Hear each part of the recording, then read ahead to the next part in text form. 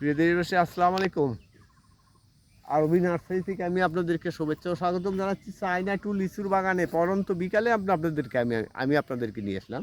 এই যে মুকুল সহচারা, গুটি সহচারা, এই যে গুটি সহচারা দেখতে পাচ্ছেন, এই চায়না টু, এটাকে চায়না টু বলে। অনেক ভদ্রলোক বলেন চায়না থ্রি খেয়েছি, চায়না টু দেন।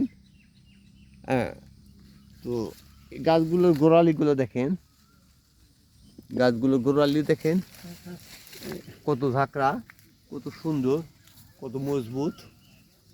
সেই ক্ষেত্রে আপনারা যিনি যেখান থেকে এই চারাগুলো আমার দেখছেন, এই ভিডিওটা দেখছেন বা দেখবেন, ইনশাল্লাহ সেখান থেকে অর্ডার করতে পারেন।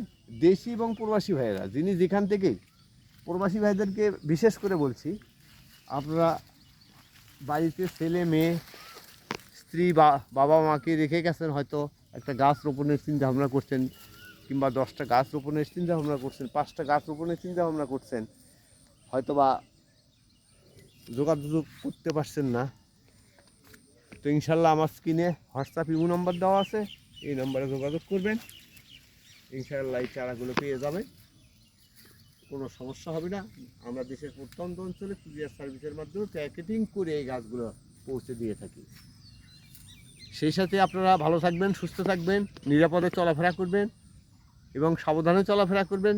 পৃথিবীতে যুদ্ধ অবস্থা সৃষ্টি হয়েছে, তিনি যে দেশেই আসেন না কেন, বিশেষ করে মধ্যপ্রাচ্যে, উদ্দেশ্যে বলি একটু সাবধানে চলাফেরা করবেন, দেখে শুনে চলাফেরা করবেন, আর সেই সাথে দোয়া করবেন আমরা যেন যুদ্ধ অবস্থার মধ্য থেকে বেরিয়ে আসতে পারি।